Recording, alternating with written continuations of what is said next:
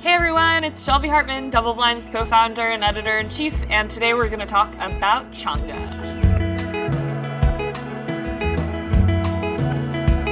If you're not in the psychedelic community, or you don't have friends who do a lot of psychedelics, then you probably haven't heard of Changa, but it's growing in popularity fast.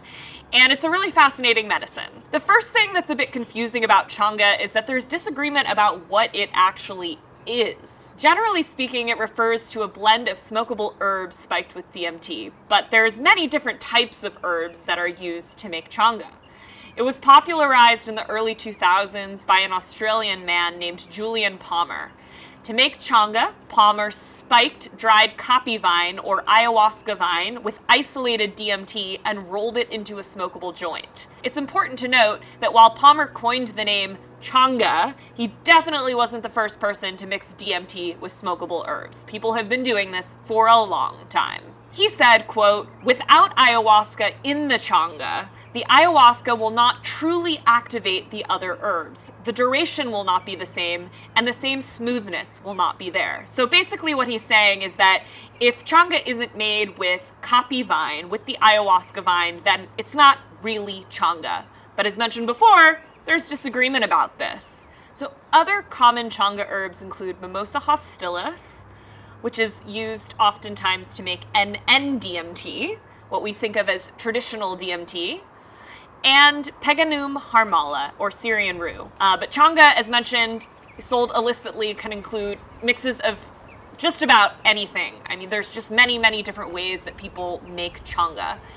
The herbal mixture might consist of Banisterios caapi, sometimes Syrian rue, sometimes parsley, sometimes it might be something else completely. So in light of that, let's talk about risks. Because Changa can be made with so many different herbs, we really don't recommend you doing it unless you have a source that you really trust, that you know where the medicine is coming from, you know how it's been made, you know what is actually in the mixture, because to the untrained eye, it pretty much just looks like a little baggie of dried potpourri. It basically looks like, trying to think of like a comparison. It's like brown and dried, almost like tobacco, smells a little bit sweet. But yeah, there's a lot of different combinations of herbs that can look that way and smell that way. So you just want to be careful that you know what you're getting.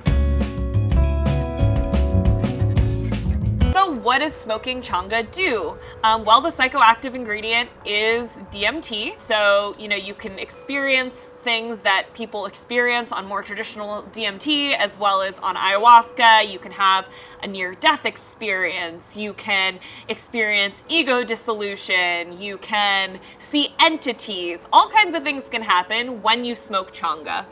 That being said, I'll say that I do have some experience with Changa, and I don't think, at least personally, I haven't felt it to be nearly as strong as ayahuasca or traditional DMT. Maybe I'm just not doing enough.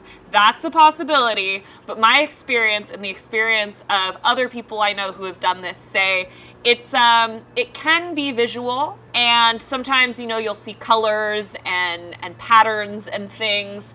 But I have never experienced, what people talk about, like the clock elves or whatever they call them, the DMT machine elves, like full-on entities that aren't there. I've never experienced anything like that on Changa. For me, it's been a very somatic experience. What I mean by that is that it really kind of pulls me into my body, and it's also been a really amazing way for me to connect with and integrate my ayahuasca experiences, because the Changa that I have or have tried in the past had ayahuasca vine in it, and it actually felt kind of like the spirit of ayahuasca was in this medicine, but the experience itself is only, 15, 20 minutes and kind of, lasts or fades over 40 minutes.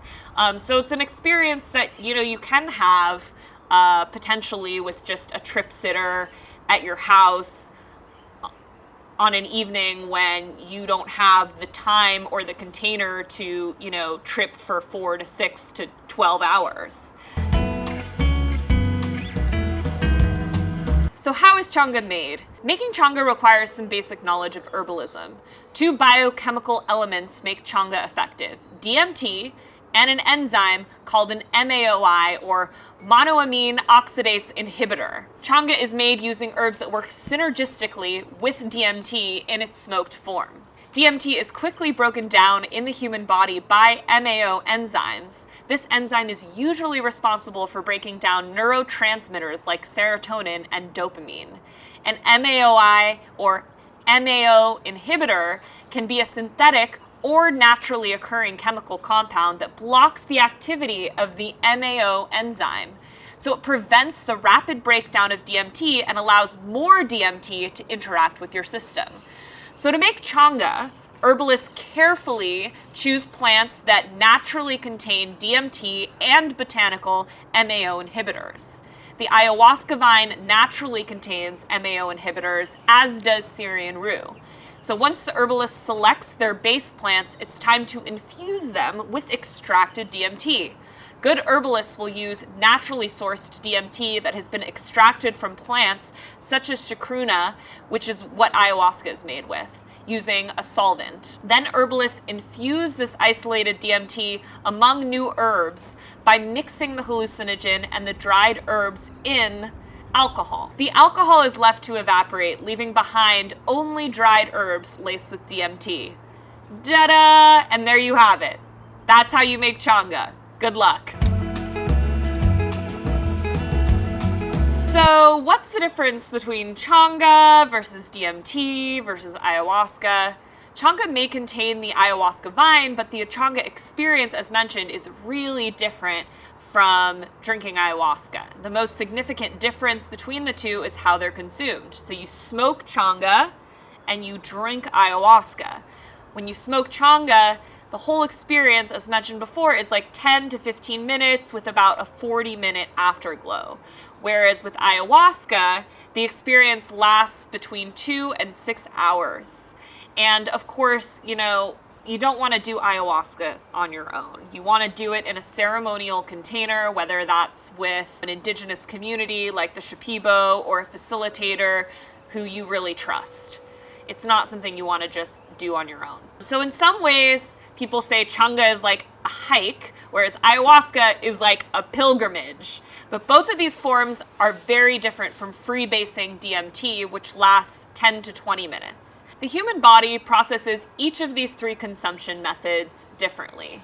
The active compounds in the ayahuasca plant takes the longest to leave your system when ingested orally. Changa offers the second longest experience due to its herbal blend, even though it often contains the same plants as traditional ayahuasca. Finally, freebase DMT contains DMT only. That means that there are no synergistic MAO inhibitors that would otherwise amplify the effects of the psychedelic. So because of that, freebasing DMT provides the shortest possible experience on DMT. If you're new to DoubleBlind and interested in learning more about psychedelics and supporting our work, you should know that we have a lot of amazing offerings. All of the videos and articles that we offer are free, and we're committed to never having a paywall because we want to support people like you. But if you are just getting interested in psychedelics, or you've been interested in them for a long time and you're seeking psychedelic community, you should know that we have a membership program which will connect you with psychedelic users around the world. We have these incredible Zoom calls and gatherings online where we talk about issues within the psychedelic space. We feature leading experts to talk about everything from microdosing to growing mushrooms. If you're interested in knowing more about that, you can check it out at doubleblindmag.com.